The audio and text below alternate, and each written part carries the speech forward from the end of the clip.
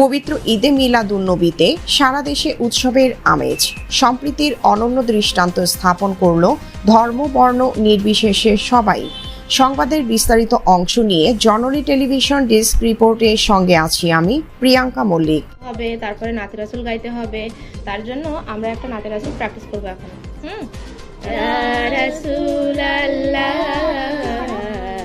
ইয়া রাসূলাল্লাহ। চট্টগ্রাম সহ সারা দেশে যথাযোগ্য মর্যাদায় উদযাপিত হয়েছে পবিত্র ঈদে মিলাদুন্নবী সাল্লাল্লাহু আলাইহি ওয়াসাল্লাম। এই মাহেন্দ্রক্ষণে দেশের এক স্কুলের চিত্র নজর কেড়েছে সবার, যেখানে হিন্দু শিক্ষিকা শিক্ষার্থীদের সাথে সুর মিলিয়ে গেয়েছেন বিশ্বনবীর শানে নাত। অসাম্প্রদায়িক এই মেলবন্ধন প্রশংসিত হয়েছে সর্বত্র, বার্তা ছড়িয়েছে সীমান্ত পেরিয়েও।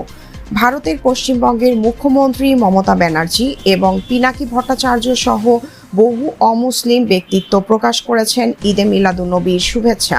মহানবী সাল্লাল্লাহু আলাইহি ওয়াসাল্লাম এর আদর্শের এই শান্তিময় বাংলাদেশ ও পৃথিবী তো ছিল সবার প্রত্যাশা।